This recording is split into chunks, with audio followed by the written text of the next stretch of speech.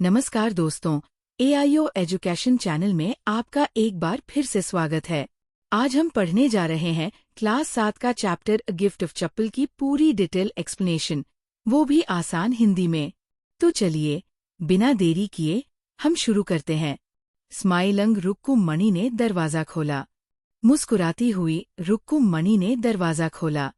रवि और मीना दौड़ते हुए बाहर आए और रवि ने मृदु को घर के अंदर खींच लिया।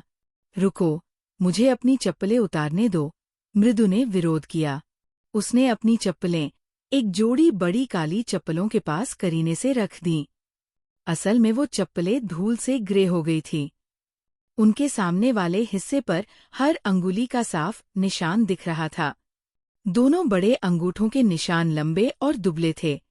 मृदु के पास ये सोचने का समय नहीं था कि वो चप्पलें किसकी थी, क्योंकि रवि उसे खींचते हुए पिछवाड़े ले गया, जहां एक मोटे करवे झाड़ी के पीछे एक फटी हुई फुटबॉल के अंदर, जिसमें बोरे की परत और रेत भरी थी, एक छोटा बिल्ली का बच्चा नारियल के आधे खोल से दूध पी रहा था। हमने इसे आज सुबह गेट के बाहर पाया। ये बेचारा लगातार म्याऊं म्याऊं कर रहा था। मीना ने कहा, ये एक राज है। अम्मा कहती है कि अगर पार्टी को पता चला कि हमारे पास बिल्ली है तो वो पद्दू मामा के घर चली जाएंगी। लोग हमेशा कहते हैं कि जानवरों पर दया करो, लेकिन जब हम करते हैं तो चिल्लाते हैं, ओह, इस गंदे जानवर को यहाँ मत लाओ। रवि ने कहा, जानते हो रसोई से थोड़ा दूध लाना कितना मुश्किल होता है? अभी पार्टी ने मुझे गिलास पकड़े देख लिया। मैंने कहा, मैं बहुत भूखा हूँ, पीने जा रहा हूँ, पर उन्होंने जिस तरह से मुझे देखा, मुझे दूध पीना पड़ा ताकि उन्हें शक न हो। फिर उन्होंने गिलास वापस मांगा। मैंने कहा, पार्टी, मैं खुद धो दूंगा, आपको कष्ट क्यों दूं? फिर मैं दौड़कर दूध को नारियल के खोल में डालकर वापस गया, गिलास धोया और रख दिया। अब हमें महेंद्रन को दूध देने का कोई और तरीका खोजना पड़ेगा। महेंद्रन? इस छोटे से बिल्ली के बच्चे का नाम महेंद्रन है? मृदु हैरान हुई।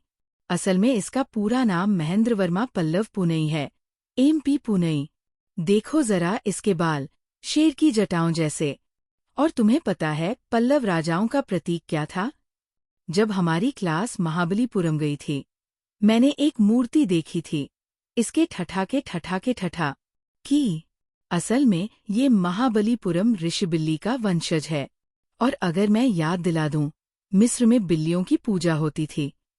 एक बिल्ली देवी, बास्टेट, उसके वंशज एक पल्लव जहाज में छुप कर आए। उनके वंशज बने महाबलीपुरम ऋषिबिल्ली, जिसका वंशज है महेंद्रन, यानी MP पुनई। रवि झाड़ी के चारों ओर नाच रहा था, एक टहनी लहराते हुए। उसकी आंखें चमक रही थीं। महेंद्रन ने नारियल के खोल पर पंजे तेज करते हुए अचानक क्रीच की आवाज से डरकर झटके में छलांग लगाई। वो मिर्ची सुखाने की बांस की टोकरी के नीचे छिपने की कोशिश करने लगा और खुद पर मिर्चियाँ गिरा ली। म्याऊआ, वह रोया। वो लल्ली है, वायलिन सीख रही है, रवि ने गुर्राया। मास्टर ऐसे बजाते हैं जैसे ट्रेन चल रही हो, और लल्ली हमेशा पटरी से उतरती रहती है। मृदु खिड़की से झांककर देखती है। लल्ली अजीब ढंग से वायलिन पकड़े बैठी है, उसकी आंखें पूरी एकाग्रता में बंद है। सामने एक दुबला पतला आदमी, सिर पर थोड़े बाल और चोटी, गले में सोने की चेन, हाथ में अंगूठी। उसका एक बड़ा पाव जमीन पर ताल देता हुआ। वो सुरीली धुन में बजा रहा था, और लल्ली बेसुरी धुन में पीछे लड़खड़ा रही थी। अम्माओ! दरवाजे से आवाज आई। रवि, उस भिखारी को भगाओ। अम्मा ने पीछे के बरामदे से कहा। हर रोज आता है। भिखारी नीम के पेड़ के नीचे आराम से बैठ गया था, कपड़ा बिछाकर। जाओ यहाँ से, रवि ने सख्ती से कहा। भिखारी ने बच्चों को देखा और बोला, इस घर की औरतें दयालु है, मैं एक हफ्ते से इनके सहारे जी रहा हूँ। मुझे नहीं लगता वे मुझे यूं ही भगा देंगी। अम्माओ! उसे कह दो रसोई में कुछ नहीं बचा, रुक्कुम मणि ने चिल्लाया। भिखारी ने अपने पैर दिखाए, उनमें बड़े बड़े छाले थे। उसे जूते चाहिए। मीना ने कहा, हमारे पास पुराने होंगे क्या? मृदु ने पूछा। तभी मृदु की नज़र उन बड़ी पुरानी चप्पलों पर पड़ी, वही जो शुरू में देखी थी। ये बिल्कुल सही साइज है, रवि ने कहा। वो चप्पलें उठाईं और भिखारी को दे दी। लो, ये पहन लो और दोबारा मत आना। भिखारी ने आशीर्वाद दिया और चलता बना। थोड़ी देर बाद संगीत गुरु बाहर आए और चप्पलों की तलाश करने लगे। नहीं थीं। मैं माउंट रोड से लाया था। पूरे महीने की फीस जितनी कीमत। लल्ली ने जाकर अम्मा को बताया। रुक्कू मनी बाहर आई। पार्टी भी पीछे पीछे। कहीं किसी ने चुरा तो नहीं ली?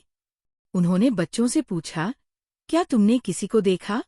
मृदु ने हिम्मत कर कहा, एक भिखारी आया था, उसके पैरों में छाले थे।